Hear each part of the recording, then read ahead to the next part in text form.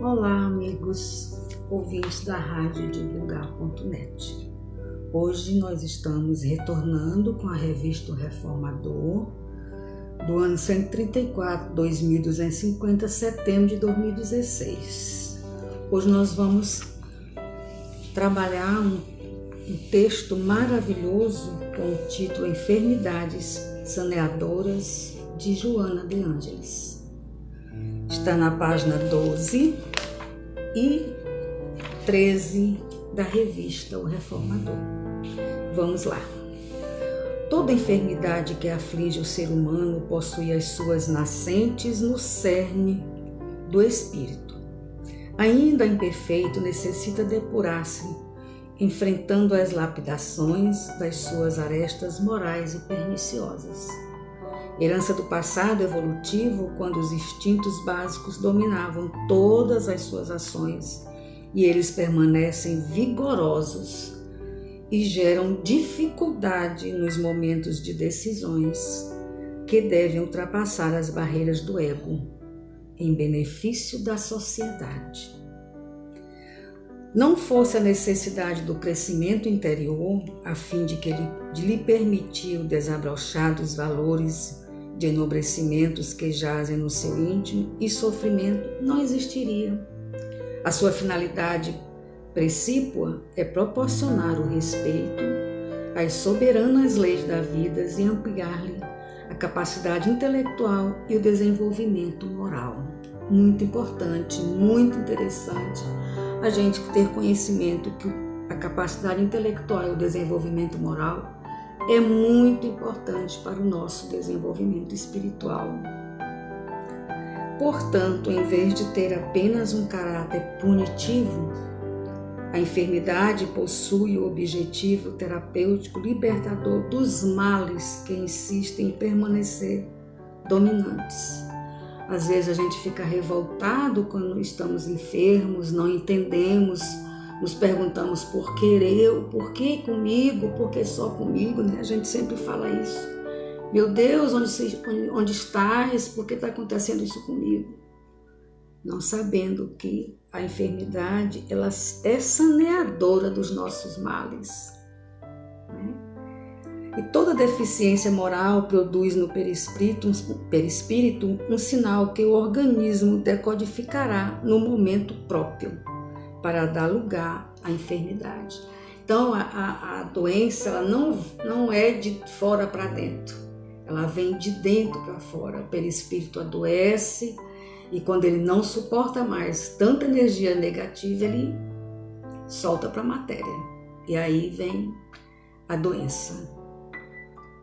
Nos fenômenos graves das expiações decorrentes dos delitos de alta significação, apresentam-se as manifestações genéticas da mesma gama de deformidades que constitui o recurso depurativo necessário à libertação, à conquista da harmonia.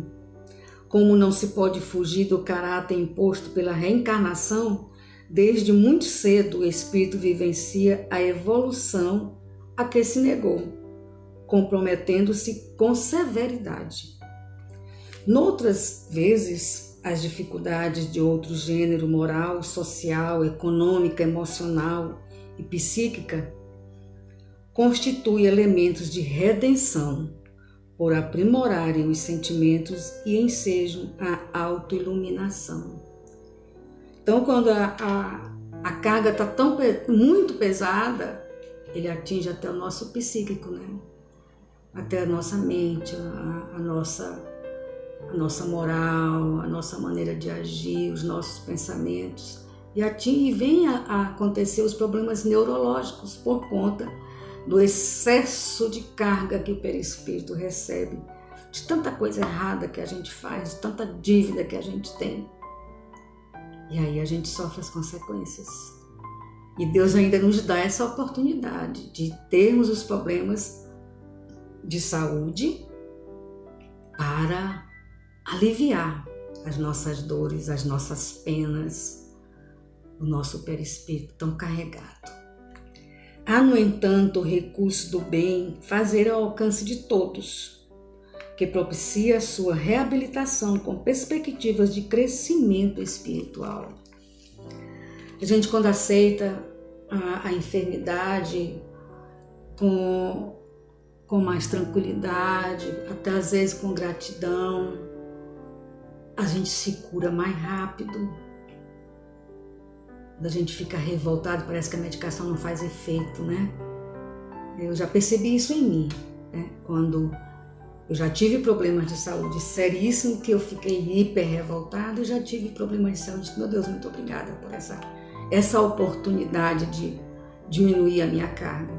E eu percebi que as minhas dores, as minhas reclamações diminuíram rapidamente, graças a Deus.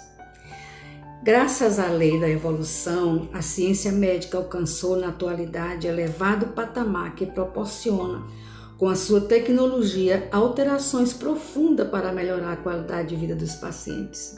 Tá vendo? E certamente esses recursos estão distantes da grande maioria dos comprometidos espirituais. No entanto, quase todos desfrutam dos benefícios da asepsia, da anestesia, de cirurgias extraordinárias, que os auxiliam na recuperação ou na atenuação das doenças. Indispensável, todavia, que se operem também transformações inerentes para que ocorra o resgate do erro. É o que eu falei há pouco, né? Precisamos procurar a medicina da matéria, né? Os médicos terrestres, mas não podemos esquecer dos nossos médicos espirituais. É um trabalho em conjunto, os dois trabalhando, a gente tem mais sucesso. O conhecimento de toda a verdade, a consideração pela existência, tornando menos áspera a nossa jornada. A ausência, porém, do conhecimento espiritual responde pelo prolongamento dos processos degenerativos, degradantes da matéria e principalmente aqueles que dizem respeito à emoção. Falamos nisso há pouco, né? Em qualquer situação, a preservação do equilíbrio mental é responsável pela atividade reparadora, especialmente quando impulsiona o paciente para a introspecção, a autodescoberta e a identificação da imortalidade de que se constitui. A gente precisa estar com a nossa mente, com o nosso lado mental equilibrado. Às vezes você procura um psiquiatra e as pessoas acham que o psiquiatra só é para louco. Não. A loucura já é o ápice do desespero, né? A loucura já está no limite máximo. O psiquiatra faz a prevenção para que a gente não chegue à loucura, para que a gente não perca a noção das coisas, para a gente não perder a memória. Então o psiquiatra ele trabalha e o psicólogo também trabalha com manutenção preventiva, né? O tratamento de saúde preventivo para a gente não chegar ao ápice da loucura. Não ocorrendo essa experiência valiosa, transfere-se uma para a outra problemática, mantendo-se o quadro enfermiço que aparece e retorna com frequência.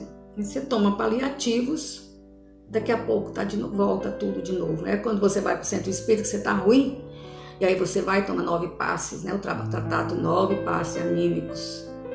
E aí você se sente melhor, desaparece do centro espírita. Daqui a 3 meses, 4 meses, você volta de novo desesperado. Então, não se deve fazer isso. Se a gente inicia um tratamento, se a gente já encontrou nosso controle emocional dentro do centro, ou de qualquer outra religião, de qualquer outra seara, não necessariamente só o centro espírita, não podemos abandonar. É como se a gente tomasse um remédio, como é que a gente diz a expressão? Um remédio consecutivo, né? Um remédio para sempre, ou pelo menos por um bom tempo. Não tem medicação que a gente toma 1 ano, 2 anos, 3 anos, para depois ter alta. Assim também é o tratamento espiritual. A gente precisa dar continuidade aos nossos tratamentos. Não é melhorou, sai do pronto-socorro, vai para casa e esquece. Aí a gente vai sofrer mais ainda.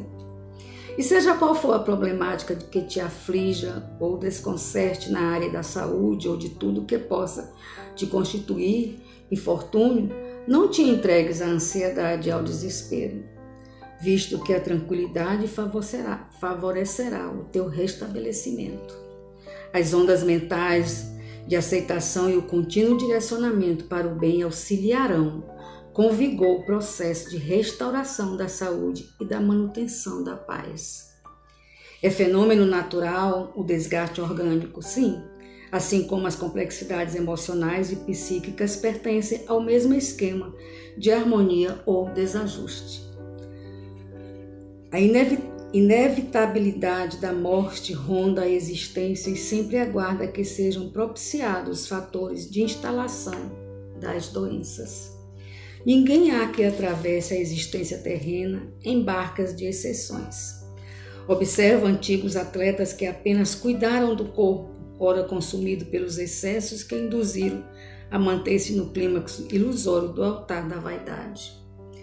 Alguns foram vitimados por tormentos emocionais que não souberam controlar, enquanto o expressivo número de triunfadores de um dia recorreram às drogas perversas que o lubridiaram e se encontram inutilizados.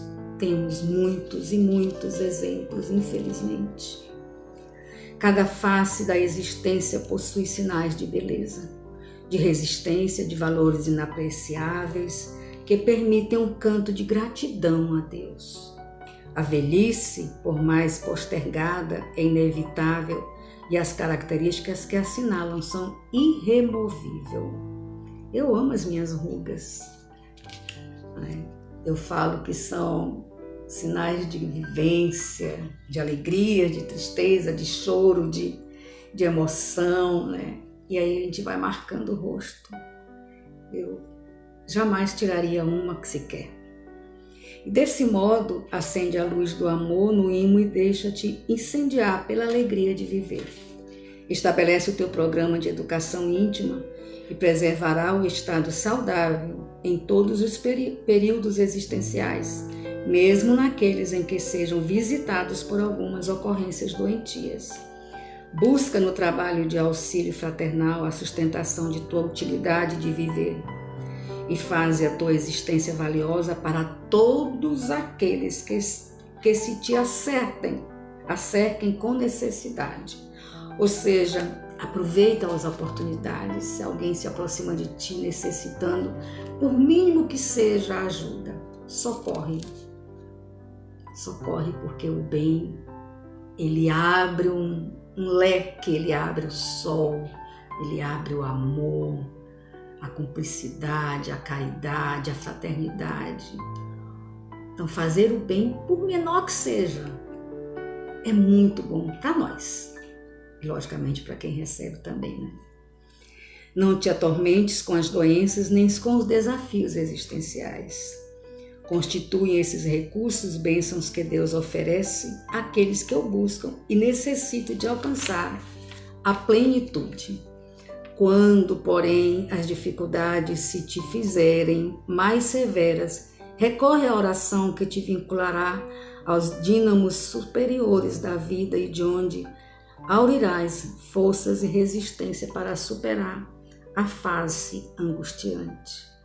Então, a oração é um bálsamo, é um soro para nós. A oração, ela é bem-vinda, ela nos ajuda, nos auxilia em qualquer situação. Quem ora fortalece na captação das vibrações harmoniosas espalhadas pelo universo. Doença é sinal de imperfeição, em processo de aprimoramento. Não recalcitres, pois, contra a dor, nem ao natural fenômeno do desgaste orgânico.